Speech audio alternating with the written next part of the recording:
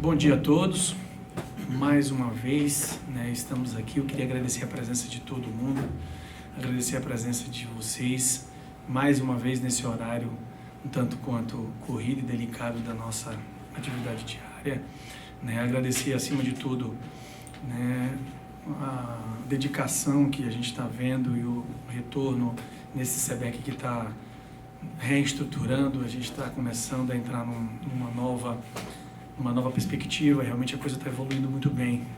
O retorno que vocês estão dando para a gente é algo que está deixando a gente muito satisfeito, tá? Quero agradecer ao professor Davi, professora Karina mais uma vez, tá? Agradecer aos colegas que estão aqui nos assistindo. E hoje nós vamos tratar de um tema, nas palavras do Gabriel, nós vamos tratar de um tema que, não objetivamente na perspectiva de análise de casos, mas um tema que nos chamou a atenção nos últimos anos dentro do Supremo Tribunal Federal, que é a questão da subjetivação, objetivação, do controle difuso de constitucionalidade. Os números da repercussão geral, eles vêm mostrando para a gente que esse instituto vem ganhando muita força. O próprio Supremo, em seus dados, em suas planilhas de demonstração, cataloga 14 ramos do direito para classificar as teses. São 1.033 recursos, entre recursos extraordinários admitidos, com repercussão geral conhecida, não conhecida, mérito julgado, mérito não julgado, transitado em julgado e não transitado em julgado. Então, é um material muito rico. E lá, de todos esses casos, 2 nos chamaram muito a atenção, tá? E é o que o Gabriel vai tratar aqui hoje. Porque nos acórdãos, apesar da questão de fundo, e a gente precisa fazer essa delimitação aqui, não ser essa, o mérito do acórdão, não discute isso, tá? Mas os ministros, em vários momentos, eles entram no debate de como ficaria esses efeitos das decisões proferidas em sede de controle geral, como ficariam. Qual seria o âmbito disso? Como é que ficaria a interpretação do 5210 da Constituição? Em nenhum dos casos, a discussão evolui tanto em que se entra na questão da necessidade de análise de como fica uma decisão em sede de repercussão geral face uma decisão já existente em controle concentrado. Em vários bate-papos lá, no próprio diálogo dos ministros, eles chegam a questionar. Então, a decisão em repercussão geral pode alterar, pode reformar um entendimento proferido em sede de controle concentrado? Isso é muito sério, isso é muito impactante, principalmente levando que a característica do controle difuso é a análise de casos concretos que no primeiro momento ficariam limitados entre as partes. Então esse tema foi passado ao Gabriel, que já nos adiantou que teve uma semana muito tranquila, com N afazeres, mas acho que conseguiu captar bem nossa ideia. E a ideia aqui é trabalhar isso, tá? Sejam bem-vindos, muito obrigado por todos estarem aqui. Realmente o SEBEC é feito para vocês, tá? O SEBEC é feito para os alunos, o SEBEC é feito para que a gente leve a pesquisa para vocês nos diversos debates ao longo de toda a vida acadêmica, tá? Gabriel, é com você. Muito bom dia a todos, colegas de mesa e colegas que estão nos assistindo. Bom, como o professor Ricardo já adiantou, aqui a gente vai falar um pouco sobre controle difuso e essa objetivação.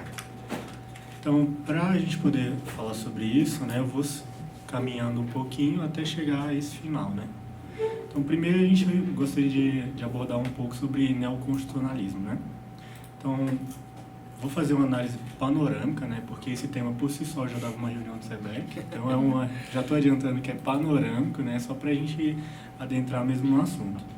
Então, assim, antes da Segunda Guerra Mundial, as constituições elas eram vistas meramente como um norte para o legislador, Não tem em si uma força assim, obrigatória, era mais como algo que deveria ser observado na hora que se fosse fazer uma lei, Então, com a Segunda Guerra Mundial e o caos que tudo aquilo gerou, então percebeu-se que a maioria ela poderia fazer um grande estrago, E com isso procurou fazer constituições que tenham mais valores, mais uma constituição mais axiológica. Então, as constituições agora, elas não eram mais principiológicas, Elas tratavam efetivamente de algum valor, algo que deveria ser tratado, que deveria ter uma força, Então,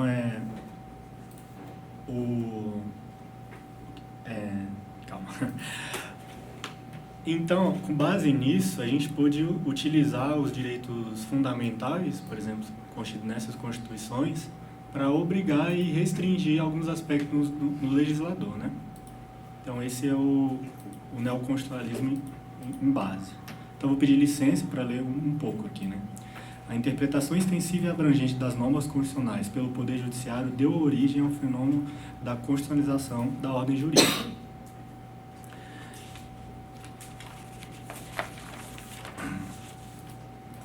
Agora, analisando, tendo esse ponto, né? A gente vai caminhar um pouquinho para analisar como é esse aspecto no Brasil. Então, no Brasil, foi assim, antes da Constituição de 1988, o Judiciário tinha um papel um pouco mais secundário, né? Então, com o advento até do golpe de 64, quartéis generais tinham até mais poderes que o próprio Judiciário, né? Então, com o advento dessa Constituição, assim, coroou o princípio da democracia, e a gente tem aí vários princípios, direitos fundamentais que trouxeram uma importância para o judiciário muito maior, né? Inclusive aí o artigo 5º, inciso 35, né? Que é o princípio da inafastabilidade da tutela judicial. Então, nesse caso, o judiciário passou a ser pavimentado, né? Como um agente da democracia. E então, o ministro Barroso, ele cita no começo, né, essa possibilidade de fazer essa análise, né, estender o direito constitucional em todos os âmbitos do direito, né? Então, agora, a Constituição, o direito constitucional, ele amplia, né? A gente consegue aplicar ele em vários ramos do direito. Então, passado a isso, a gente vai falar especificamente agora sobre a repercussão geral, né?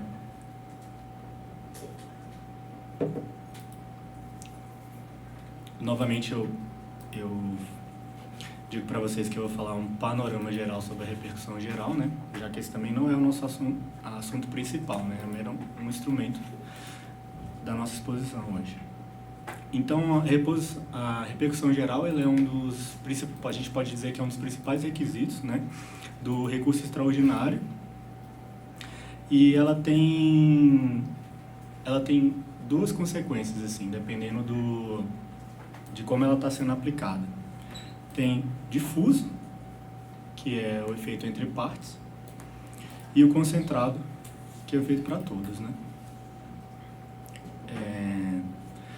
Então, por que o legislador incluiu esse aspecto dentro do recurso extraordinário?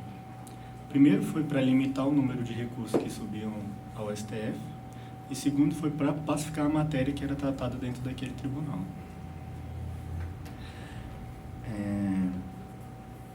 Então, qual é a fundamentação jurídica dessa repercussão geral? A repercussão geral ela foi implementada pela emenda número 45 de 2004, né, que acrescentou o parágrafo 3º do artigo 102. A gente pode ver, como eu disse, né, a emenda ela tem duas formas de se ver, né? A primeira como filtro de recurso, né, como eu disse, e a segunda é essa uniformização e especificação dos efeitos do que o Supremo iria tratar naquele momento. Então, a principal questão aqui é tratar sobre o voto que o Gilmar Mendes faz em um dos julgados, né? Ele fala sobre quando o STF diz que uma lei é inconstitucional, então ele encaminha para o Congresso, né, para que ele suspenda os efeitos dessa lei, né? Então o ministro Gilmar Mendes ele vai falar bastante sobre isso. Diz que no primeiro momento, né, o próprio Supremo pareceu ter admitido que o ato do Senado empregava eficácia genérica à decisão definitiva. Ou seja, como se fosse meramente um ato formal, que a gente poderia inclusive substituir.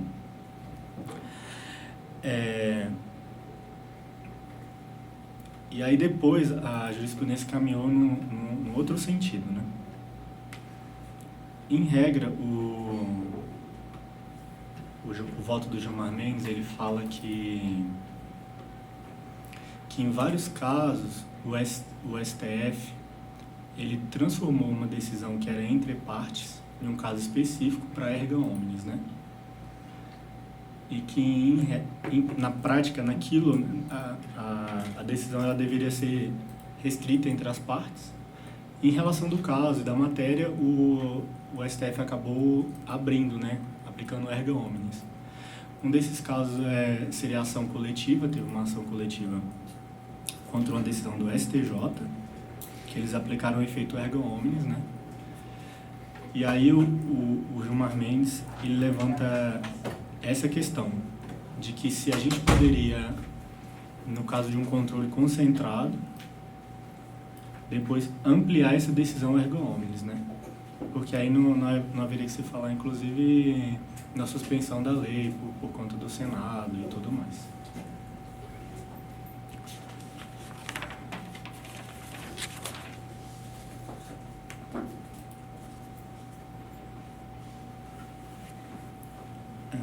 Bom, vou pedir licença para ler novamente, né? Então, o caso em que uma decisão do STJ, que o Supremo analisou, que é o caso dos vereadores 54, e no próprio caso da progressão do regime em um habeas corpus, a Corte demonstra, né, que, apesar de ser restrito entre as partes, ela acabou aumentando para efeito para todas as partes, né? Erga omnes. Então, o nosso ponto principal aqui era analisar justamente essa questão, né? Se a gente pode, inclusive, ampliar um caso que está sendo julgado entre partes e se o Supremo poderia transformar esse caso em erga omnes, inclusive o Gilmar Mendes fala em mutação constitucional, né? Então, se, num caso concreto, assim, o STF poderia transformar uma decisão entre partes em uma decisão erga omnes, aí nesse caso não haveria que falar em suspensão por parte do Congresso.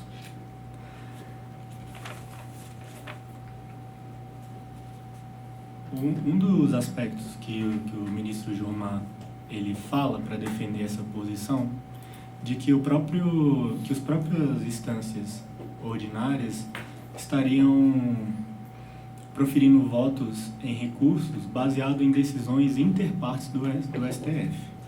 Então, em razão da economia processual e da segurança jurídica, algumas instâncias já estariam julgando recursos com base nessa decisão interpartes que o STF proferiu, ou seja, não era erga omnes, era interpartes, mas por causa segundo os ministros relatavam nos recursos, né, nos seus votos, então economia processual e segurança jurídica eles já estavam, né, em alguns casos decidindo para que essa decisão fosse erga omnes.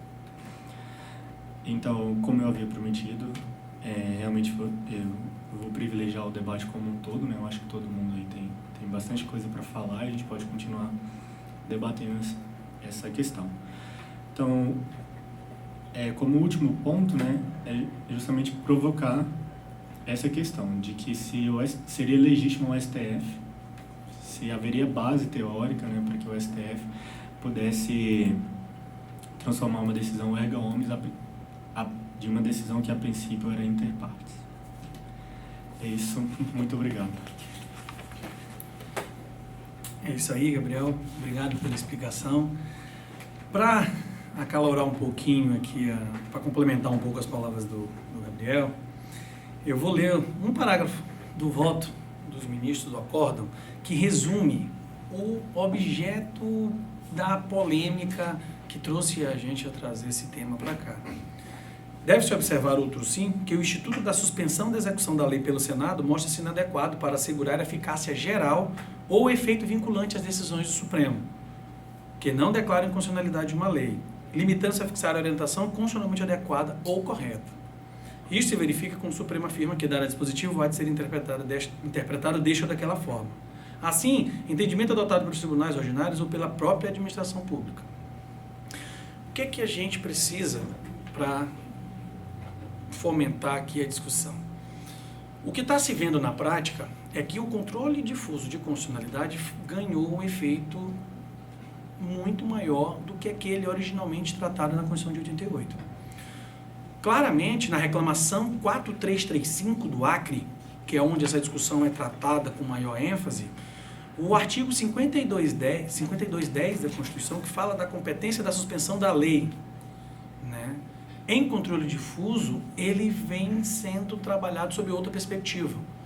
E o ministro fala claramente, em diversos pontos, da necessidade de entender esse dispositivo na ótica do neoconstitucionalismo, não neoconstitucionalismo clássico, mas dessa nova dinâmica do poder judiciário, principalmente do papel das cortes constitucionais. E aí o que a gente tem na prática? Ele chega a dizer o seguinte: esse dispositivo constitucional ele não diz que a eficácia da decisão depende de publicação, depende de suspensão, de um ato legislativo, do Poder Legislativo, mas sim é só conferir publicidade à decisão do Supremo Tribunal Federal. Até porque quem teria o poder para falar sobre isso seríamos nós, Supremo Tribunal Federal.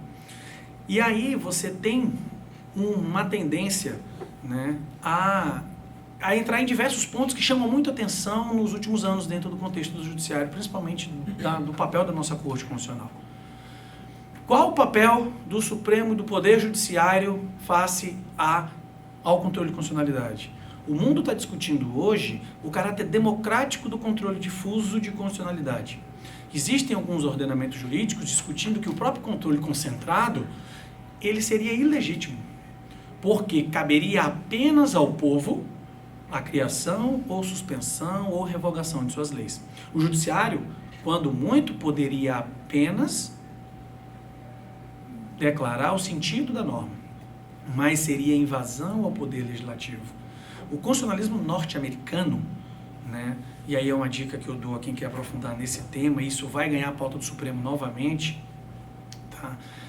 Ele vem discutindo hoje em dia como que o processo de separação de poderes se desenha nesse cenário. Existem alguns autores americanos defendendo, inclusive, a abolição na Constituição norte-americana do Instituto do Judicial Review, que é um dos modelos, uma das bases do nosso controle difuso de constitucionalidade. O Judicial Review, que é a possibilidade das cortes americanas trabalharem questões constitucionais à luz de casos concretos, estaria sendo tratado como algo que violasse a competência do Poder Legislativo. Poderes independentes e harmônicos entre si.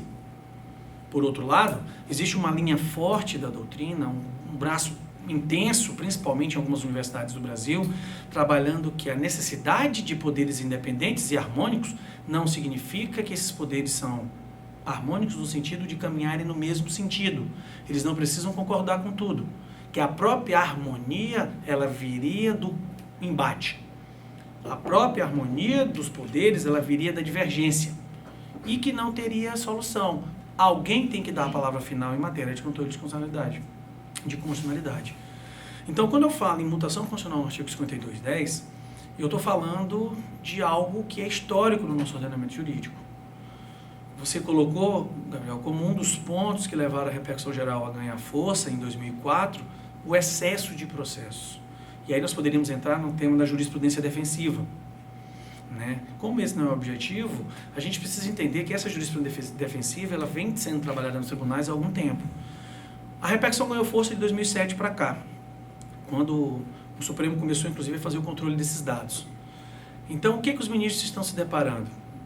Decisões em controle difuso que atingem, que ganham uma força vertical que não foi pensada, pelo menos nos históricos da Constituição, nos registros dos históricos da Constituição. Isso foi tratado na Constituinte, mas isso não foi a ideia originária. Por que o voto do ministro Gilmar Mendes ele é emblemático? Porque essa questão já é levantada por ele, inclusive em público. Ele já tratou desse tema de várias vezes, inclusive em público. Então, qual seria o ponto? Né? Existe, de fato, uma objetivação do controle difuso? Essa vinculação da decisão, ela estaria adstrita ao Poder Judiciário? Eu li um trecho aqui que fala em administração. Eu estenderia isso ao mesmo efeito da súmula vinculante? Qual seria o fundamento constitucional para isso? O próprio funcionamento e a harmonia do Poder Judiciário, da perspectiva de demandas não serem julgadas em diversos momentos? Isso extrapolaria a competência do Poder Judiciário no que se refere à sua função institucional enquanto poder constitucionalmente estabelecido? Então, esse cenário que chama a atenção. Daqui, nos processos da pauta do Supremo desse ano, existem alguns julgados que vão tratar de matéria já tratada em ação direta de inconstitucionalidade. No caso concreto, na ação direta de inconstitucionalidade, no recurso extraordinário, um dos recursos extraordinários tratados, colocados à disposição do grupo, o que se discute é a questão da comprovação do artigo 71 da Lei de Licitações. Né? Como é que ficaria essa questão face à nova decisão do Supremo em controle difuso? O controle difuso altera o controle concentrado? Objetivamente, essa seria a pergunta a ser respondida. Eu posso fazer isso? Eu esvaziaria o controle difuso de constitucionalidade? Gente, analisando a jurisprudência do Supremo em matéria de controle difuso, o que a gente observa muito, muito na prática, tá, é que os temas eles estão voltando à pauta. Principalmente quando você entra os temas de direito público. Das 14 classificações que o Supremo tem como repercussão geral, se você pegar constitucional, administrativo, que administrativo ele intitula como direito administrativo e outros ramos do direito. Direito tributário. Quem tem mais teses em sede de repercussão geral no Supremo é o direito tributário. Tá? No STJ, se você for para repercussão por recurso repetitivo, é a mesma coisa. Se você trabalha a planilha do Supremo, tem lá 224 teses, 226 teses mais ou menos, fixadas em sede de repercussão geral em matéria tributária.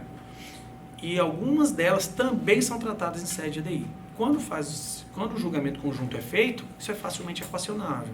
E quando eu não tenho contemporaneidade no julgamento, como é que isso fica? Tá? Então é isso que eu queria colocar para que a gente se manifeste, para que a gente trate do futuro do controle difuso. Sem dúvida, você fala numa corte que julga 40, 50, 100 mil processos por ano. Sem dúvida, é algo que chama a atenção do ponto de vista do papel constitucional do Supremo. Tá? Outra provocação.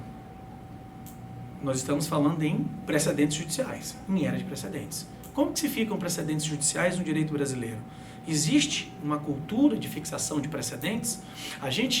Nós brasileiros, da perspectiva das decisões proferidas pelas nossas cortes, elas trabalham os precedentes na sua origem?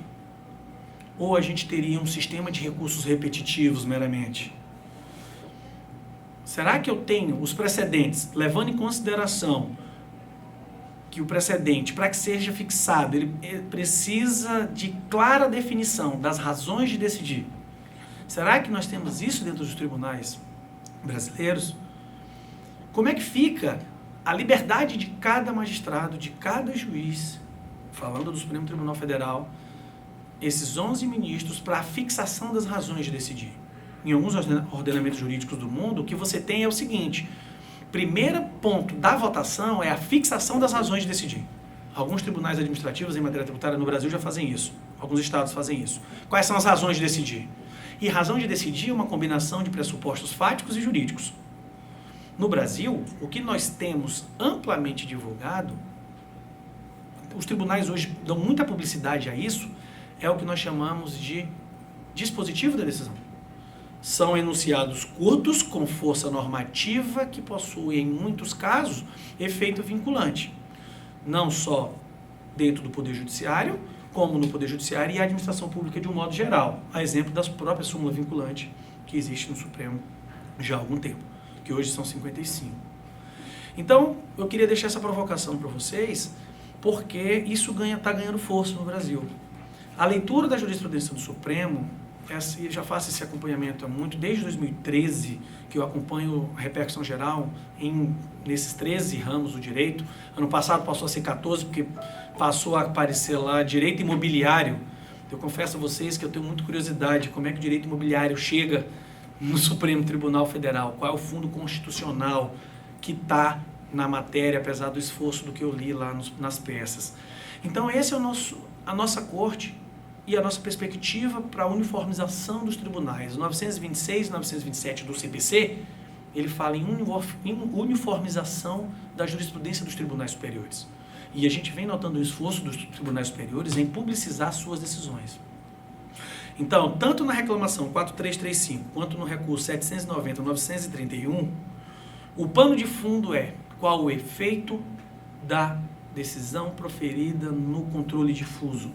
Como é que fica a questão da objetivação de uma decisão que foi tratada, pelo menos no início do nosso ordenamento constitucional vigente, como algo subjetivo inter partes. Eu esvaziarei o controle difuso, o controle concentrado, eu alcei o controle difuso, pelo menos nos seus efeitos, ao controle concentrado. Qual a perspectiva democrática da interação entre os poderes que esses efeitos vão ter no decorrer das diversas causas que o Supremo enfrenta? Tá? Então é isso que eu quero deixar aqui, só complementando o que o Gabriel colocou.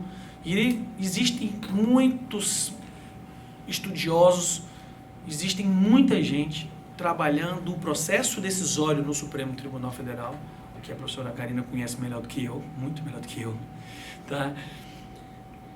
Trabalhando a questão das metodologias de decisão, da necessidade de apuração de voto médio nos acordos, da necessidade de individualização de pressupostos fáticos e jurídicos que consistiriam e formariam as razões de decidir, e da necessidade de decisões efetivamente pragmáticas.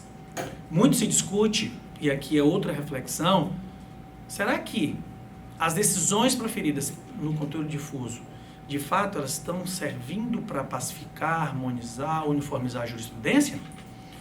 O que a gente observa, por exemplo, em casos de grande repercussão geral, casos que ocupam a pauta do Supremo desse semestre e do ano, que tem impactos orçamentários muito grandes, por exemplo, como é que isso vai ser decidido? Qual o impacto que isso vai ter dentro do sistema jurídico? Tá? Então, eu quero deixar essas reflexões, tá? E abrir a palavra para que vocês se manifestem. Professora Karina, tem alguma contribuição? Nossa, que é difícil falar pouco. Normalmente, olha, só em minha defesa, a segunda reunião do SEBEC, e aí começo falando que eu vou falar pouco, acabo falando muito. Mas você pode falar muito, viu? Eu acho que aqui a gente tem vários... Isso aqui tá ligado? Alô? Alô? Alô, alô? Tá desligado. Desceu.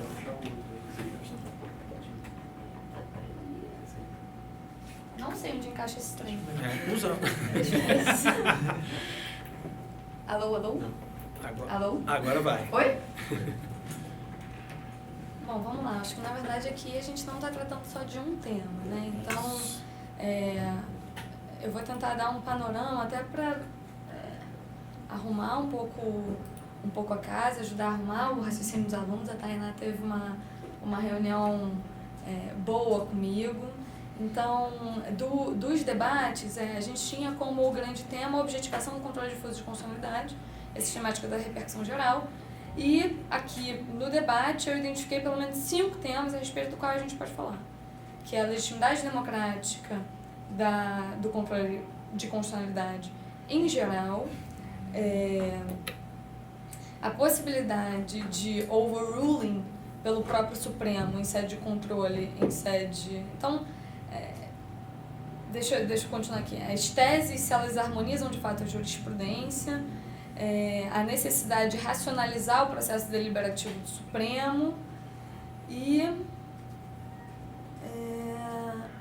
de fato, a objetivação do controle difuso. Então, aqui a gente tem 5 temas, a gente não tem um tema só. Então, eu vou tentar organizar organizar esses 5 temas numa fala, vou me comprometer aqui a uns 5 minutos. Primeiro, qual a origem, e será que a origem do controle de constitucionalidade ele é democrático ou não? Essa é uma resposta que não foi dada só pelo Brasil. Qual a origem, né? Por que desde a Constituição de 88 você tem um florescimento do controle de constitucionalidade em geral? Aqui eu não estou tratando da distinção controle difuso e controle concentrado. A partir da segunda metade do século XX, você tem uma era de constitucionalização e de florescimento do Judicial Review.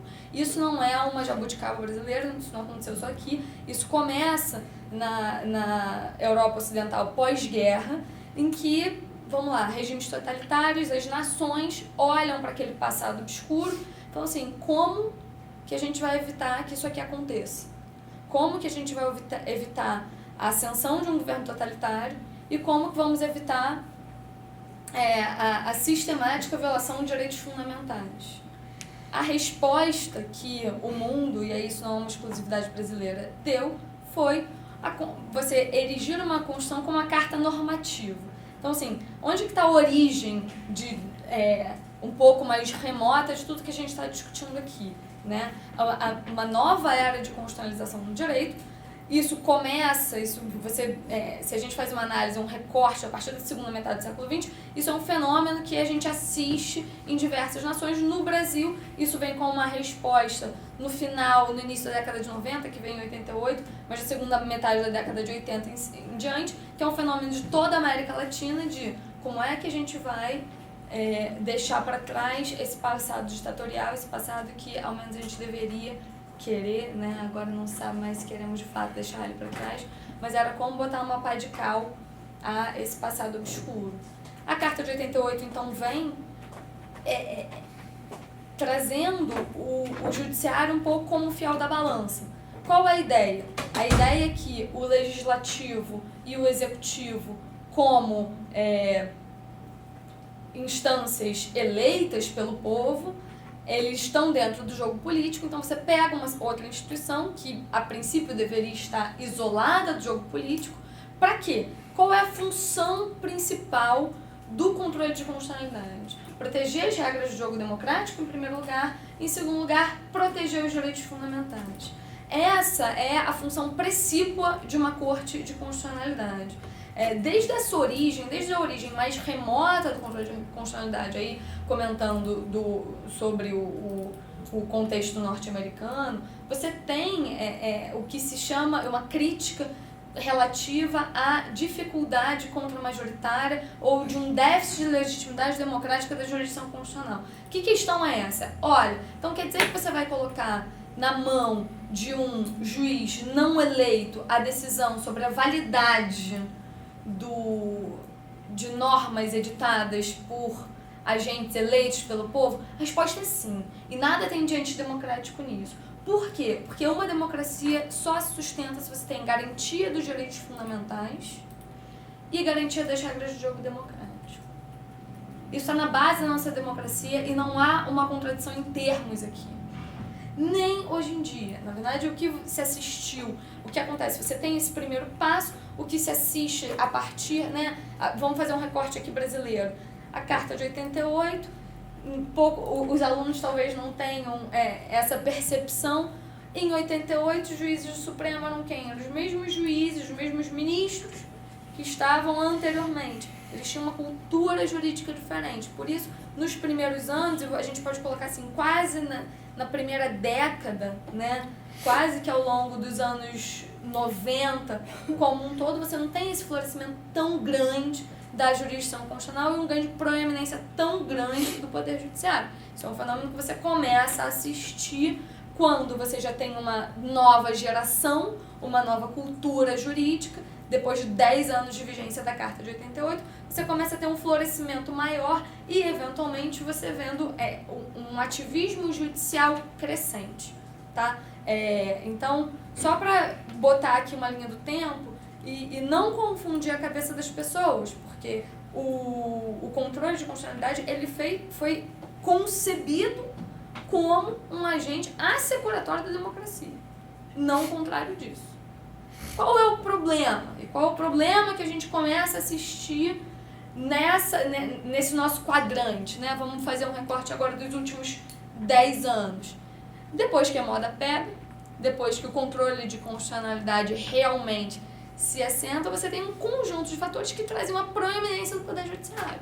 Isso está alinhado ao nosso modelo de controle de constitucionalidade, que ali é tanto controle difuso quanto controle concentrado. Isso diz respeito ao design mesmo, ao design institucional da Carta de 88. A Carta de 88 amplia, por exemplo, o rol de legitimados para ajuizamento de ações de controle concentrado. No regime anterior você só tinha o PGR, agora qualquer partido político, a oposição, em tese, sempre vai ter legitimidade ativa para tentar derrubar uma medida legislativa da situação, né? A oposição versus situação. Isso está dentro da regra do jogo democrático. O que acontece? O ganho de força do controle de constitucionalidade e o fato de você ter instâncias políticas que passam por talvez a mais grave crise de representatividade que jamais se assistiu, isso leva a um ganho de poder e aí é um perigo dos juízes de toga. Que de fato existe um perigo de juízes de toga. Mas aí, professor Ricardo, respondendo objetivamente a sua pergunta, não, eu não concordo que você tenha que caiba a gente voltar atrás no Judicial Review ou que o Judicial Review ele seja um instrumento em si autoritário. Na verdade, esse tipo de discurso pode servir para interesses bastante escusos, os quais, no momento político presente, acho que cabe a nós, como academia, rechaçar. Então, toda essa historinha aqui. Então, assim, na verdade, e aí um outro dado, essa constitucionalização, a gente já ouviu na constitucionalização, a judicialização da política, que é o termo técnico que é muito badalado, o professor Luiz Roberto Barroso hoje em dia já fala de judicialização da vida. Aqui a gente se assusta com isso, mas não é o jabuticaba brasileiro. Eu estava conversando com a Tainá, a gente puxou ali uns precedentes, vendo que em Israel a construção de um muro, Israel e Palestina foi para onde? Na Corte Constitucional. A eleição do George W. Bush versus Al Gore foi para onde?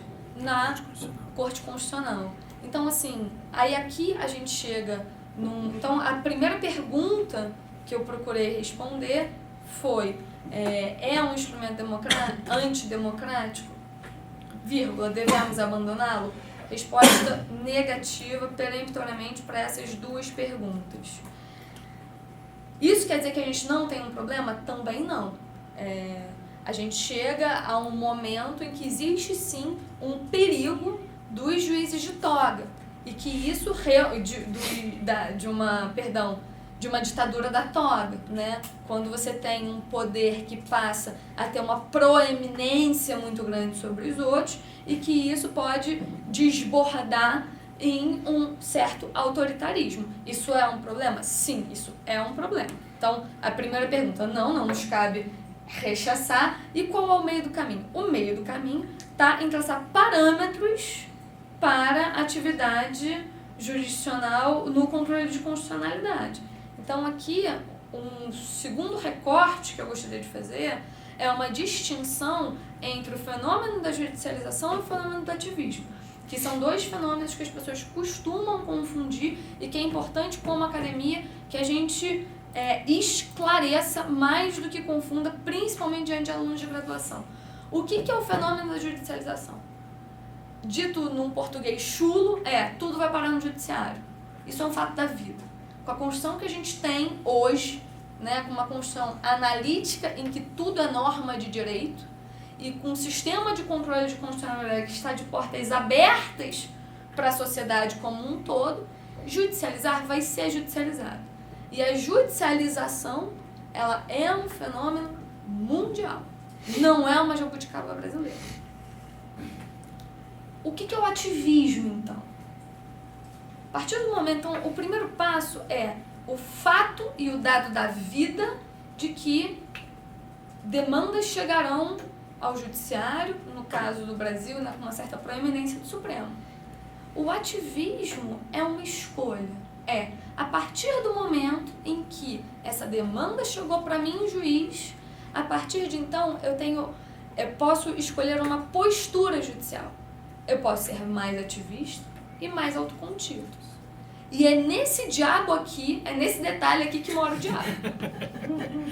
É nesse detalhe que a gente tem que ter atenção. Entre o céu e o inferno. Por quê? Porque nem sempre o judiciário vai ser o melhor ator para decidir as matérias. Então, a questão não deve ser sobre ter ou não um controle de constitucionalidade. É a forma, é o como, é sobre que parâmetros. E aí aqui, normalmente, as críticas ao controle de constitucionalidade, que é a crítica antidemocrática, a crítica relacionada à capacidade institucional, a crítica relacionada à política, que eu não vou ter tempo e nos últimos dias, então, isso pegou fogo, literalmente. Que eu não vou ter tempo de secar aqui, para todas elas você tem resposta em parâmetros. Que parâmetros são esses? Diversos. Por exemplo, um dos parâmetros que a doutrina erige, acho que esse deve ser o nosso esforço enquanto academia, quanto maior o grau de legitimidade democrática de uma norma, mais deferência o judiciário deve ter com relação a ela.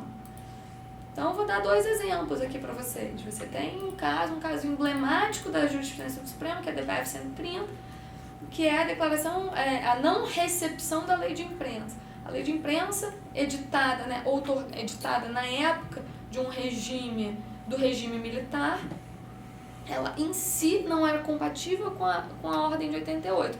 O grau de legitimidade democrática, menos que se presume da norma editada nesse período, é inferior. Então, aqui, o Supremo, para afirmar os valores da Carta de 88, poderia um pouquinho mais adiante. Agora, pensemos na lei da ficha limpa.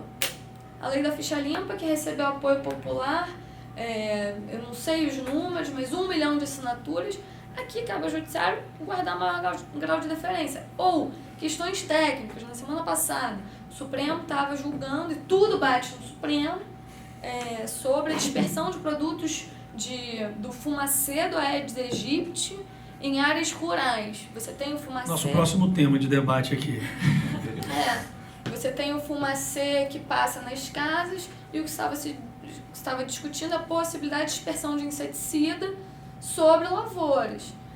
Ao menos 2 ministros começaram falando, olha, eu não sou o órgão técnico, eu não sou o juiz mais adequado para a causa, para saber se isso aqui faz mal ou não faz mal ao meio ambiente. O que cabe a mim, enquanto juiz, é assegurar que as autoridades competentes vão ter voz no processo deliberativo. Então, aqui, por exemplo, um dos parâmetros, aí como que você resolve isso na prática? Olha, cabe ao Supremo dizer, um juiz formado há 20 anos, tem expertise técnica para aferir o grau de impacto da dispersão de inseticida contra a Aedes aegypti em cima de uma lavoura? A resposta foi não, olha, eu não tenho expertise. Mas a lei não determina a chancela dos órgãos ambientais. Então, eu, enquanto juiz especialista do direito, a mim cabe verificar o processo de tomada de decisão e, se você tem um potencial impacto ambiental, o processo de tomada de decisão deve passar pelo Ministério do Meio Ambiente ou pelas autoridades ambientais pertinentes. Então, assim, não façamos falácia do espantalho, né? Nem 8, nem 80. O caminho sempre está no meio. Então, eu acho que a solução para esse problema, então, dos 5 pontos, eu tratei de um só, né? Você erigir parâmetros, cada vez mais, pelo menos dentro do Supremo, esses parâmetros eles são de fato incorporados, assim, eu acompanho bem de perto a jurisprudência. Bem de perto. Eu sou assessora de ministro, então assisto ajuda a fazer jurisprudência. Eu assisto todas as sessões todos os dias. Isso daí é um discurso que acho que cabe a nós enquanto academia, na formação de operadores do direito, reforçar esse discurso dos parâmetros, de até que ponto se deve avançar, até que ponto se recomenda uma postura mais autocontida, em que medida se recomenda uma postura ativista. no sentido de extrair mais do sentido do alcance da Constituição. Defesa de minoria não tem a menor dúvida que justifica um grau de proteção maior. Então, a primeira etapa foi essa. Acho que eu organizei aqui. Segunda etapa, objetivação do controle difuso de constitucionalidade sistemática da repercussão geral. Voltando, então, de novo, como marca a nossa Carta de 88. Ela erigiu um sistema misto, em que convivem controle concentrado, controle difuso. O que aconteceu depois daquele boom de judicialização a qual eu me referi? Um fluxo enorme de demandas chegando ao Supremo. E uma necessidade de racionalização da forma de decidir. A repercussão geral, ela vem como uma resposta a essa impraticabilidade do Supremo enquanto corte. Então, quais são os dois fundamentos centrais, quais são as ideias que estão por trás do Instituto da Repercussão Geral? Primeiro, o Supremo não pode julgar toda a demanda de Zezinho contra Beltraninho de Pindamonhangaba das Couves. É preciso que o Supremo que os ministros se ocupem só das matérias mais relevantes. O que é ser uma matéria relevante? É ter repercussão geral. O que significa ter repercussão geral? Repercussão econômica, social, parará, lá nos termos que a própria emenda 45 especificou. Primeiro, só vai julgar o que tem de mais importante. Segundo, vamos arrumar a casa. Não dá para julgar o volume de processos que se estava julgando até então. Como é que se faz, então? O tribunal de origem, depois chancelado pelo Supremo, destaca Você tem 10 mil julgados sobre uma X contribuição tributária.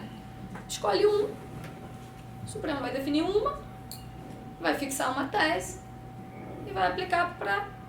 Então, você sobresta os casos, aqui para os alunos que ainda não tiveram isso, qual é a lógica? Você escolhe um processo paradigma, onde você vai analisar a questão jurídica, ou seja, você vai analisar a tese, você paralisa todos os processos das instâncias inferiores que julgam essa mesma matéria, e uma vez que o Supremo julgue o paradigma, você aplica esse mesmo entendimento. A ideia é boa, tá? A ideia, ela implica em alguma objetivação do controle difuso? Sim. Sim. Mas qual a ideia fundamental? Você racionalizar os trabalhos. Você vai aplicar a mesma tese a todos os casos parecidos.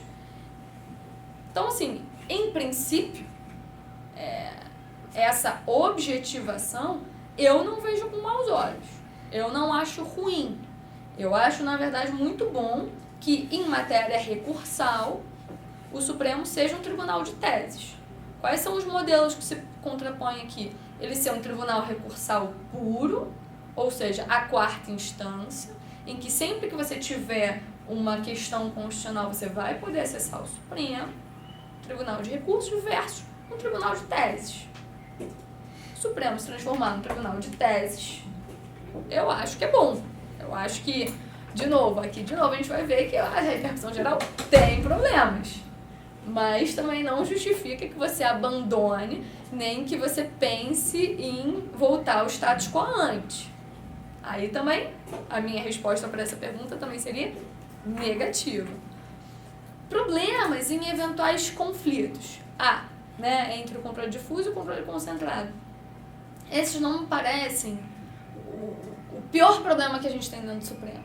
Assim, então, o primeiro diagnóstico, acho que não é um problema tão grave, Até porque, se a gente parar para pensar, você sempre tem uma possibilidade de overruling. O que é o overruling? É você mudar o entendimento.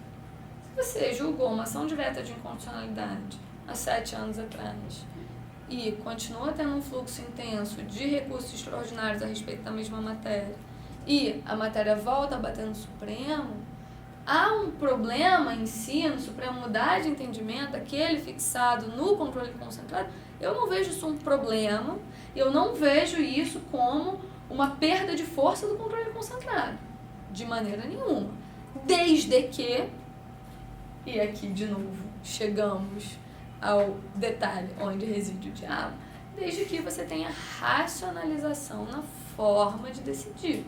O Supremo ele tem um ônus argumentativo de dizer assim, ó, eu tô mudando de ideia. E eu tô mudando de ideia por causa disso, disso, disso. Portanto, eu mantenho X do julgado anterior e altero Y nesse julgado. O problema reside na falta de racionalização dos precedentes. Então, assim, uma questão de controle difuso versus controle concentrado, primeiro, acho que na prática isso não se coloca... Tem uma tese, é pouco, né? Tem uma tese até que vai bater agora, de direito tributário, não vou lembrar. Mas o negócio do SEBAS... Sim, o certificado de assistência social, que você a imunidade de algumas entidades filantrópicas. Que a ratio decidente do controle concentrado e tal, diferente, e embargo de declaração você vai ajustar. E de fato ele teve uma contradição. Mas que eu só lembro desse exemplo tanto lá imersa na jurisprudência do Supremo há bastante tempo. O que mais? Será que eu tratei de todos os pontos? Acho que sim. Vamos deixar os alunos falarem, senão eu também. Professora Karina, muito obrigado. De fato, o grande desafio desses temas é porque eles podem, por si só, representar autonomamente um objetivo de discussão. Tá? E, realmente, a sua visão prática e pragmática do Supremo enriquece muito, e daí a provocação que eu fiz. Tá? Eu acho que essa aula expositiva de direito constitucional aplicado, vamos dizer assim, foge um pouco do que a gente vê na academia. Só para sugestão, antes de eu passar para o professor Davi, só para informação, o Supremo julgou ano passado, segundo dados do próprio site, 126 mil. Tem 126 mil decisões. Julgou não, desculpa. 126.746 decisões. 14.532 decisões em sede de colegiado. 112.213 decisões monocráticas. Gente, isso é irracional. Isso foge muito do que um papel de uma Suprema Corte deveria ser. Então, essas medidas de racionalização, que foram muito bem pontuadas pela professora Karina, é a grande tônica do Supremo. A segunda informação, o livro que trata do fim do Judicial Review, é do professor de Harvard chamado Mark Tuchner. Tá? Ele é professor de Direito Constitucional, História do Direito da Universidade de Harvard, e ele tem um livro chamado Cortes Fracas, Direitos Fortes, Weak Courts, Strong Rights. Ele propõe o fim do Judicial Review no livro dele. Só que no meio do livro ele vai se contradizendo e ele diz que não tem jeito. É a melhor saída é manter, exatamente por conta da efetivação. No capítulo 2 ele diz assim, alternativas ao controle judicial de constitucionalidade difuso, ao Judicial Review. Ele propõe algumas alternativas. Tá? Só para deixar aí a dica de pesquisa e aprofundamento, que é uma ideia que a gente precisa ler para ver um outro ponto sobre o ponto. Professor Davi, é com o senhor.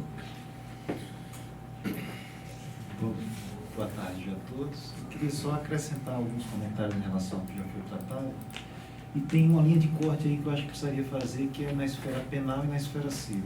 Muitas vezes você tem a discussão da objetivação do controle de constitucionalidade que acontece no habeas corpus, como acho que é o caso da reclamação. A reclamação 4335 é isso. E você tem na repercussão geral, no processo, dentro de um RE, no processo civil, que sobe e passa pelo filtro. Então são casos assim que talvez tenha que ser tratado um pouco diferente. Assim, como se dá a repercussão geral na matéria penal, nessas questões de HC, que é o caso da reclamação, e como é a questão da repercussão geral quando você tem a efetiva análise do STF da repercussão geral daquela questão. Né? Eu acho que esse momento histórico aí que aconteceu, que o professor Ricardo contextualizou, eu só acrescentaria uma coisa em relação a ele. No passado, antes da Constituição, não se havia uma tendência a se dar essa eficácia erga omnes ao controle de constitucionalidade, como uma regra que passou a ser depois da Constituição. Então, depois da Constituição, a gente tinha o controle de constitucionalidade com efeito erga omnes, né, e o controle difuso. A Corte começou a construir essa jurisprudência de também dar um efeito erga omnes a ele. E uma outra questão aí que é muito diferente, muito relevante, que é como cada juiz constrói sua decisão. Muitas vezes, quando a gente lê lá o dispositivo, a gente vê o juiz especificando: considerando os fatos, o autor possui o direito a tal coisa, tal coisa, tal coisa. Sobe para o tribunal e o tribunal continua lidando a questão e tratando, resolvendo um caso individual. Ele está julgando o caso daquela pessoa. Outros juízes têm uma postura mais diferente. Eles gostam de fixar uma tese jurídica dentro do dispositivo da decisão. Então, a forma como cada juiz trabalha a decisão é bastante diferente. E acho que é por isso até que, imagino que o senhor tem essa prática, estudar aqueles livros, o caso do explorador de caverna, o caso do denunciantes invejosos, que ali mostra também que há uma diferença muito grande entre como cada julgador constrói sua decisão. Você tem um que chega com a ideia pronta dentro do realismo e ele vai construir a argumentação para chegar naquela conclusão. Outros estão mais focados em pensar como que eu vou resolver o caso dessa pessoa que trouxe o litígio a mim e menos em construir uma tese jurídica. Então, acho que o controle difuso concentrado ele passa um pouco por isso. Dentro do controle difuso, você está construindo um precedente com base numa situação de fato que foi posta e em cima daquela situação de fato foram trabalhadas questões jurídicas pertinentes. Quando você vai para o controle concentrado, você vai analisar a norma em si. Então, você deixa de analisar, muitas vezes, a questão de como aquela norma está sendo aplicada, como aquela interpretação jurídica vai refletir em cada caso individual. Então, eu vejo com muita receio a liberdade judicial a questão do controle concentrado simplesmente se sobrepor o controle difuso e você não poder ter uma decisão, em algum caso de controle difuso, que divija um pouco do entendimento que está ali dentro daquela decisão do controle concentrado. É como foi dito, você amarrar um controle em relação ao outro, então você estaria esvaziando o controle difuso, né? Porque você pode trabalhar somente com as sumas. Se você avaliar que aquele caso é relevante, em vez de levar ele para uma repercussão geral, você pode levar para o pleno com uma proposta de suma. Então, dentro dessa questão da repercussão geral, a única crítica que eu tenho é, será que vale a pena construir ela como um filtro absoluto para os processos chegarem ao Supremo? Será que existiam casos que não têm efetivamente a repercussão geral, mas que tem uma questão jurídica que atinge um grupo pequeno e seria interessante o próprio Supremo dar a palavra final? Né? A partir do momento que você coloca esse filtro absoluto para a repercussão geral, os ministros podem construir essa racionalização que a professora Karen explicou. Você vai formar um precedente que vai ser aplicado por todas as cortes. Mas na Corte Americana, na Suprema Corte Americana, por exemplo, ele não tem estudo da repercussão geral, mas eles têm uma prática de rejeitar a admissibilidade da maioria dos recursos que chegam lá, uma decisão simples e objetiva. Não se trata de definição da matéria constitucional, o recurso não vai ser aceito pela Corte. Então, o número de casos que eles aceitam para julgamento é muito menor do que aqui no Brasil, e não com base numa repercussão geral, mas simplesmente na análise da admissibilidade do caso. Então, hoje, com a questão da informatização, talvez conseguisse construir outras ferramentas, né, de melhorar a questão do juízo de admissibilidade e fazer com que os casos que não tenham pertinência com discussão de questão constitucional ou que vão reavaliar fatos não sejam levados para julgamento no STF, né, do que construir uma repercussão geral absoluta e que você só vai julgar os casos que tenham efetivamente uma repercussão geral, econômica, social, enfim. Então, eu não sei, e acho que hoje a gente também não consegue enxergar isso ainda, até que ponto a repercussão geral está afastando do Supremo Tribunal Federal casos que poderiam interessar, como a professora Karen falou, a minoria, mas que não vai ter uma repercussão social muito grande, e às vezes no filtro, esse direito de acesso a uma corte constitucional acaba sendo, né, retirado do julgamento do mérito daquela questão. Então, assim, eu vejo a admissibilidade dos dois tipos de controle, eu acho que eles realmente precisam coexistir, só que essa última reforma que tratou a questão da repercussão geral e dos recursos repetitivos, eu acho que é um pouco a jabuticaba brasileira, né? A gente tem um controle difuso lá fora, a gente tem um controle concentrado lá fora, mas a gente não tem no controle difuso em outros países a questão da repercussão geral. Pelo menos assim, dentro do que eu tive a oportunidade de avaliar na Corte Americana. E principalmente tratado sob a perspectiva constitucional. A Constituição de quase nenhum dos países que trabalham o Judicial Review tem isso na Constituição. Tem isso na Constituição. Então, talvez a questão da repercussão geral seja um pouco fora do contexto do que é praticado lá fora. Mas, assim, enxergar isso como uma coisa ruim, eu não sei se a gente tem parâmetros hoje em dia para avaliar. Eu acho que o Supremo precisa passar por uma fase de racionalização de processo. É uma corte efetivamente sobrecarregada, que no passado julgou o caso até de roubo de galinha para avaliar se há uma insignificância daquele crime ou não. Então, assim, nós temos pessoas que poderiam estar focadas em casos muito mais relevantes, né, casos que envolvem a judicialização da política, e acabaram ao longo da história sendo sobrecarregados com questões secundárias. Então, como ferramenta de racionalização de serviços, eu vejo um meio efetivo, mas talvez sobrepor o controle concentrado ao controle difuso tenha seus riscos aí, principalmente que eu vejo no processo da questão penal, onde você sobe muitos habeas corpus com pedido incidental de declaração de constitucionalidade, e ali naquele processo que não teve uma repercussão geral reconhecida, você vai fixar uma tese, como no caso da reclamação, que os tribunais vão ter que aplicar, observar obrigatoriamente. Então, eu não sei se a gente está no estágio de amadurecimento suficiente para avaliar qual foi a efetividade da medida, talvez em questão de números, diminuição de carga processual, isso a gente consiga enxergar, né? E também, pela minha perspectiva da advocacia, está havendo uma resistência muito grande de advogados, e acredito que o número de reclamações no STF tenha crescido muito nos últimos anos. Exatamente por isso.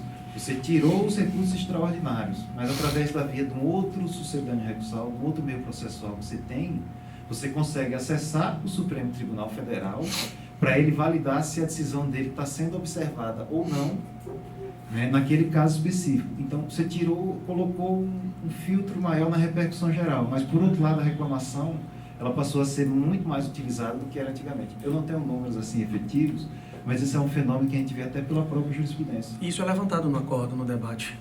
Um dos motivos para essa objetivação é que foi discutido que nós teríamos uma ferramenta que também equalizaria a quantidade de reclamações, porque na repercussão geral e no controle concentrado a coisa é trabalhada de forma diferente. Né? E aí, no caso da reclamação, acaba acontecendo isso. Você não teria você teve uma decisão no HC, um pedido incidental de declaração de inconstitucionalidade que o ministro acolheu, então você não teve repercussão geral, não foi em controle concentrado, mas através das reclamações para o STF você consegue fazer que ele tenha também obter esse efeito erga omnes. Então,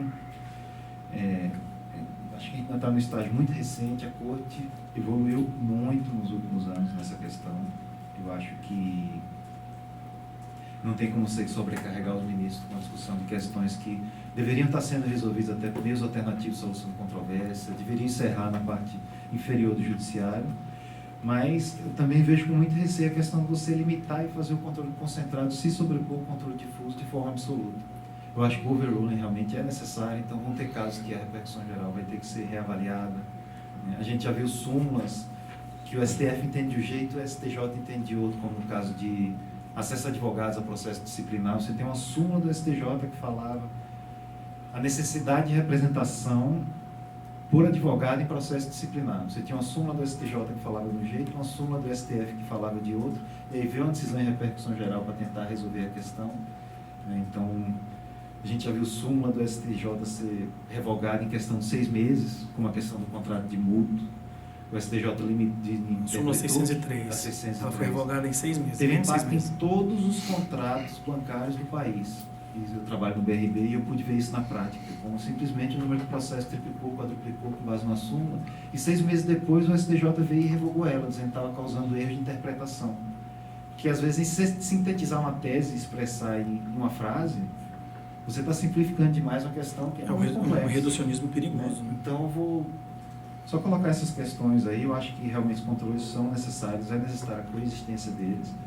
O STF tem que continuar esse papel que ele vem exercendo nos últimos anos, de uniformização de jurisprudência em relação às questões constitucionais, mas talvez a questão da repercussão geral ainda precisa um pouco de amadurecimento, principalmente como eu falei, você tem hoje os habeas corpus que chegam sem o filtro. Então, na esfera penal você tem processos que chegam sem filtro.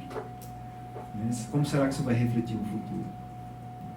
Vou passar a palavra aí para o debate. Realmente, essas ponderações, professor Davi, foram muito interessantes. Essa questão da reclamação ela é tratada no acordo. Por isso que as discussões que estão no plano de fundo não são discussões do nosso objeto. Lá eles falam, olha, a gente tem a reclamação aqui, que dependendo do que a gente fizer no controle difuso, a gente vai mexer no Instituto da Reclamação, podendo triplicar. Só para completar essa questão do impacto do judiciário, no próprio judiciário, a ação mais relevante do ponto de vista quantitativo para a União atualmente é o ICMS na base do PIS/COFINS. A União fala em alguns bilhões de reais em 4 ou 5 anos como impacto orçamentário disso. Essa ação foi julgada a favor do contribuinte no passado, tá? O contribuinte foi vitorioso. Uma semana depois foram ajuizadas 25 mil ações porque a Receita disse que simplesmente não ia seguir o precedente. Foram ajuizadas 25 mil ações de naturezas diversas, em sua maioria com pedidos de tutela de evidência. Pela questão constitucional, a União embargou-lhe a declaração, esse embargo está pendente de julgamento, porque eles querem um efeito prospectivo das decisões para 2 anos. Eu estou falando de modulação de efeitos de controle de constitucionalidade difuso 2 anos para frente. Então isso é sério. Essa matéria é a ação, se você entrar no anexo 5 da Lei de Diretrizes Orçamentárias da União, eles catalogam as 17 demandas tributárias mais relevantes para o fisco, do ponto de vista quantitativo. Uma das que está no primeiro lugar é essa ação. Então, o que o Supremo decidir vai ter muito impacto. E nele mesmo, o STJ, nesse caso da súmula 603, criou um monstro. No outro dia, nós vimos os bancos terem 40% a mais de demandas. No outro dia mesmo. Começaram a ser interpostas ações e tutelas de evidência suspendendo os limites de desconto em conta. Isso foi um verdadeiro alvoroço. As próprias varas da Fazenda Pública se queixaram. Nós conversamos com os juízes, isso chamou a atenção, eu fui conversar com alguns juízes, eles disseram, ficou impossível, está ficando impossível. Eu tenho um processo aqui que já tinham julgado em 2010, 2011, e eles vieram de novo agora com a mesma situação. A petição, inclusive, é a mesma, só mudaram que vou colocar a súmula. Então, esse efeito é importante para o ordenamento, tá? E agora eu vou abrir para vocês, para quem estiver tranquilo. Eu acho que tem gente animada para falar aqui, está nervosa um pouquinho, mas não precisa ficar nervosa. Eu vou abrir para vocês, tá? Fiquem à vontade. Que pressão. Mas eu acho que... Liga o microfone dela. Acho que tudo bem. Eu acho que as questões que eu ia falar já foram bastante debatidas aqui. Que é a questão de... Tudo bem, o processo é democrático, a questão do controle, de chegar com questões em sede de controle de é democrático, mas quando essa questão passa de... Tipo, como é que essa questão pode representar a sociedade?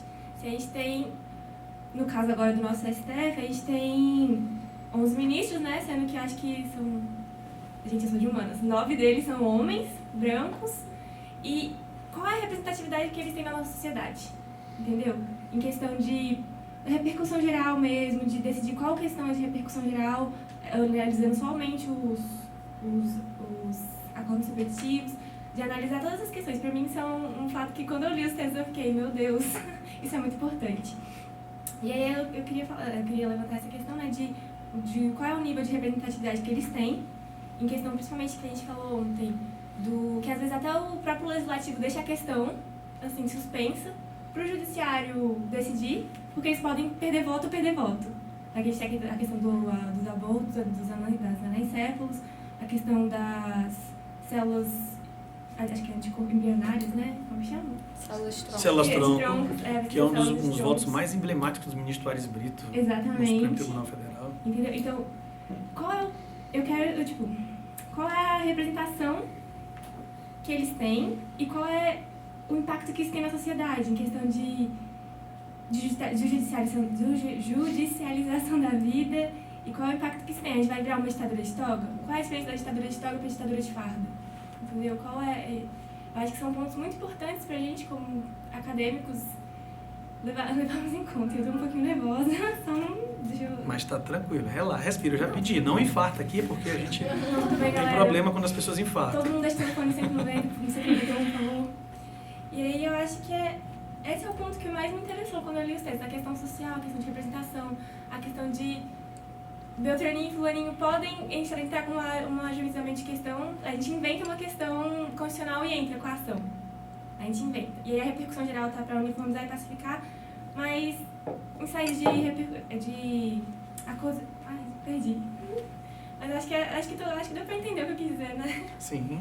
Acho que essa é a que eu queria falar mesmo, porque o resto eu acho que já foi bem debatido aqui, a questão que eu queria fazer. E realmente, né, ficou bem claro o que você quis colocar, e eu acho muito interessante essa discussão da legitimação para decidir a vida do país. É a base dessa discussão do Judicial Review atualmente. Uhum. Você tem o modelo americano e o modelo alemão discutindo aí durante muitos séculos, tá? Muitos anos, na verdade. Então, como é que esse perfil dos ministros, qual seria o caminho que esses ministros dariam para o país? E aí, do ponto de vista da quantitativo de demandas, né, os números aqui falam por si só. Realmente tem que alguém dar a palavra. A gente vive numa sociedade litigiosa por natureza. Isso em matéria, tudo chega no Supremo. Tá? Claro que a gente tem também no constitucionalismo americano, no constitucionalismo alemão, algumas questões em que realmente não são de fundo constitucional, mas por questões políticas, como bem pontuou a professora Karina, e em tempos que o Brasil está vivendo de realinhamento institucional das suas instituições, que é o que o Brasil está vivendo, o judiciário, goste ou não, ache bom ou ruim, agora eu já me posicionando, é quem está apto, pelo menos do ponto de vista da isenção, do que nós conhecemos como do processo deliberativo do país para dar a última palavra em alguns temas. Então, goste ou não, ache bom ou ruim, o que cabe a gente é ter a Constituição assegurada. Nós precisamos ter nossos direitos e garantias fundamentais preservados. Tá? Nós estamos vivendo um país que mudou o processo penal nos últimos anos. Nós temos um país que mudou os direitos subjetivos, né? O estado de bem-estar social hoje está trabalhando sob uma outra perspectiva. Então, como que o controle difuso entra nisso? Sem dúvida nenhuma, não tem condição de uma corte julgar proferir 126 mil decisões em um ano. Dados do próprio Supremo. Isso revela que a gente tem um problema institucional no Estado brasileiro muito maior. Alguém tem que dar a última palavra. E não tem jeito. Muito, como bem o professor Davi colocou, do que nós temos em debate poderia ser resolvido no diálogo entre as instituições. As instituições, elas precisam conversar entre si para a efetivação das políticas públicas, para a efetivação e concretização de direitos e garantias fundamentais. Mas eu não tenho essa cultura. Quando se fala em método de solução de conflito, hoje a AGU já deu um passo porque ela institucionalizou isso. Isso já está institucionalizado. A administração direta não briga mais com a administração indireta no âmbito da União. A gente tem que conversar. Pelo menos teria que ser assim. Tá? Então, eu acho que essa ideia, Tainá, foi muito bem colocada, e você sintetizou um ponto importante, né? Mas nós não temos a solução. Quem decide as nossas vidas, já que nós não estamos tão satisfeitos assim com os nossos representantes decidindo o nosso caminho, né? Então, eu acho que foi muito bem claro, muito bem colocado. Alguém mais, gente? Eu só queria complementar que eu acho Complemente. que também Se fala soltou. sobre o texto sobre um voto qualquer.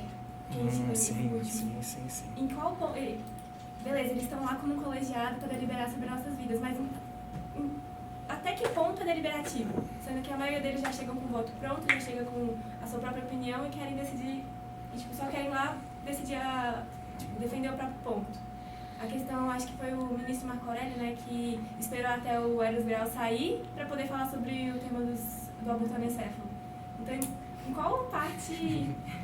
Eu acho que, eu não sei se eu confundi, mas até em que ponto isso é deliberativo? Ou é apenas um conflito de egos, se eu posso assim dizer? Esse é um ponto importante e eu vou responder para você fazendo uma pergunta que a mim foi feita na minha banca de mestrado, na minha dissertação de mestrado.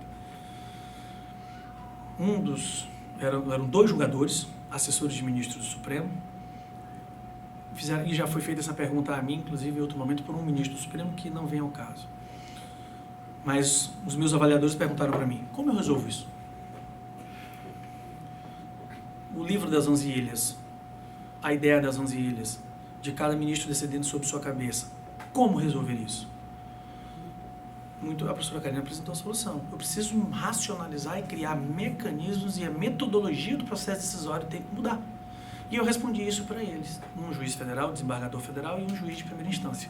E eu virei para eles e respondi da seguinte maneira: nós precisamos formar novos juízes, com novos processos decisórios sendo trabalhados na sua cabeça. Não que o que esteja hoje está errado, não é isso. Mas é que hoje existe um acórdão emblemático do Supremo, que é o caso da tributação dos lucros das coligadas e controladas do exterior, que eu já desafiei, eu dou aula na pós-graduação há muito tempo, eu desafio meus alunos que me explicitarem o fundamento e as razões de decidir naquele voto. Quem conseguir achar o voto médio, não precisa fazer as minhas provas. Então isso acontece. Agora, o modelo vem funcionando muito bem, na minha opinião, respondendo a tua pergunta. Tá? Eu acho que hoje a gente tem decisões que realmente são bem conduzidas, muito bem conduzidas. Agora, nossa busca aqui enquanto academia é buscar o ideal, né? 2 Já percebi. comentários. O primeiro, pergunta sobre quem tem a última palavra a respeito da Constituição, e a resposta que foi dada aqui até então me parece parece ser o Supremo. Eu não concordo. Se você analisa, você tem diversos casos de diálogos institucionais e você descreditar totalmente a força do Legislativo, a força do Executivo. Eu trago aqui para vocês 2 exemplos, para que vocês entendam na prática o que me parece a doutrina mais adequada a respeito de quem tem a última palavra a respeito do sentido e alcance da Constituição. O primeiro deles, o caso da vaquejada. Foi um caso emblemático, né? O Supremo Tribunal Federal declarou a inconstitucionalidade de leis estaduais que regulamentavam e, portanto, permitiam essa prática cultural, que consiste em você pegar o boi pelo rabo, derrubar o boi. Parece que isso realmente é uma prática culturalmente enraizada, que tem circula inclusive bastante dinheiro no Nordeste. O Supremo decidiu que feria o direito dos animais e, portanto, declara a inconstitucionalidade e proíbe a vaquejada. Mexeu, enfim, óbvio que mexeu com uma prática cultural enraizada que tem repercussão econômica das populações envolvidas. O Congresso Nacional aprovou uma emenda constitucional permitindo a vaquejada e voltando atrás na decisão do Supremo. Existem mecanismos de resposta pelas instituições, sem dúvida, a respeito das decisões do Supremo, né? Você tem um outro caso, um caso que é pouco explorado, que eu acho super interessante, de diálogos institucionais, para ilustrar para vocês, é o caso da licença adotante. Você teve um recurso, não vou ter os números aqui exatamente, eu lembro da ideia geral.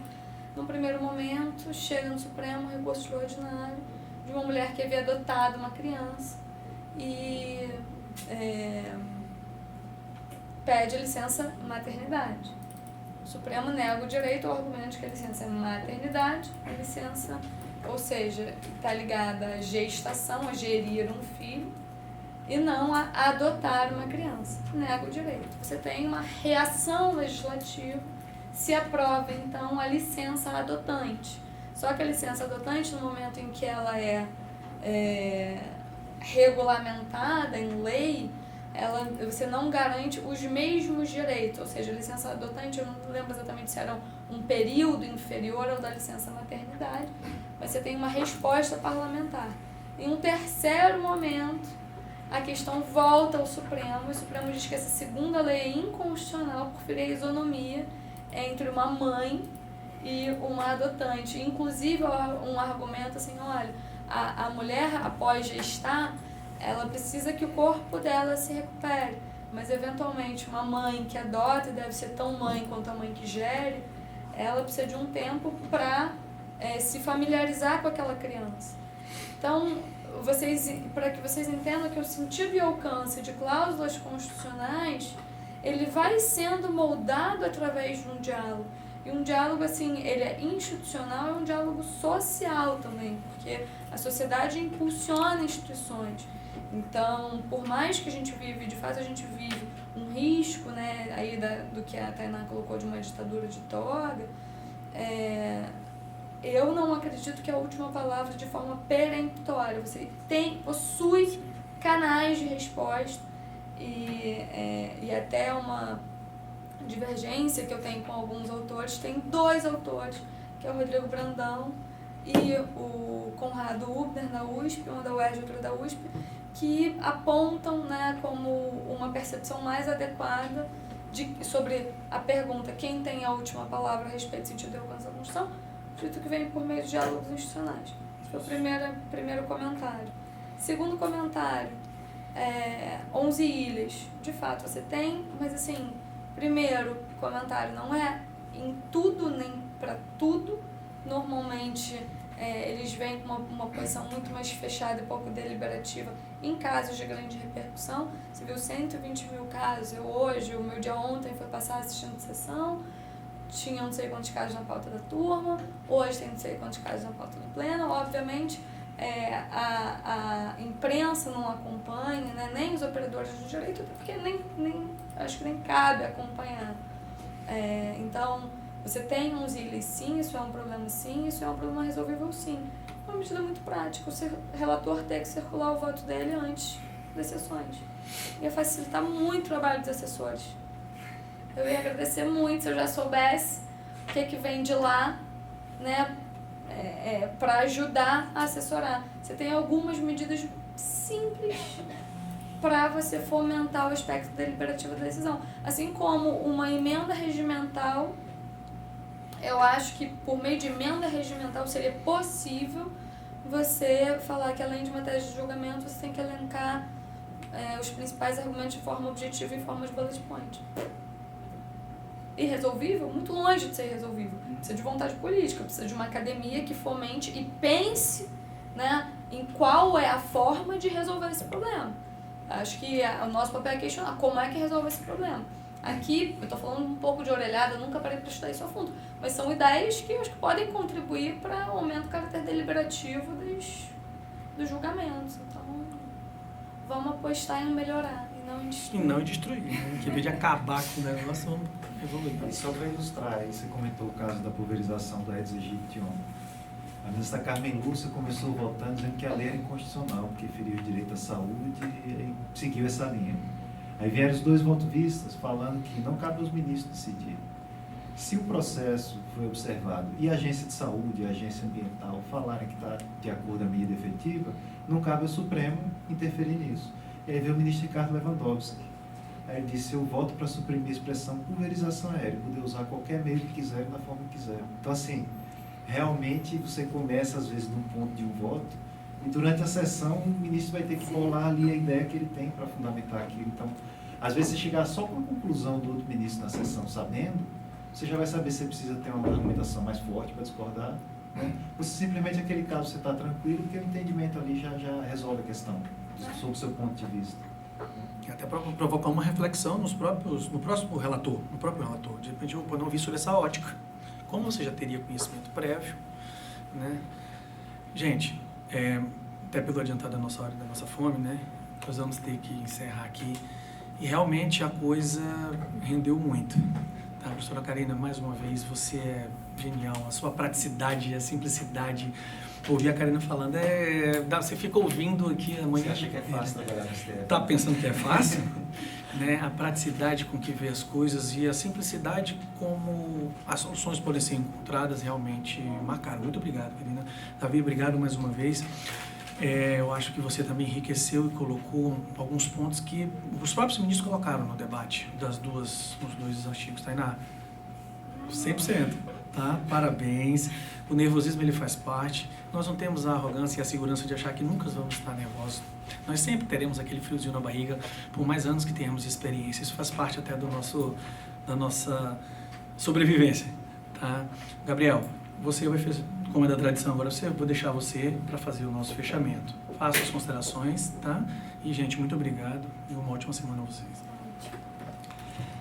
Então, muito obrigado a todos, né? Eu aprendi bastante aqui, acho que aprendi muito mais que ensinei. Então, uma hora eu estava balançando a cabeça do professor Karina, tá certo. Aí eu virava ali, tá certo também. A dificuldade de decidir quem tá mais certo. Assim, eu acho que são grandes questões, assim, todas elas merecem mérito de avaliar. Só para ilustrar também, tem um dos artigos aqui que fala sobre o poder do voto do relator, né? E aí foi feito junto com uma entrevista. E o autor, tem uma hora que ele pergunta, né?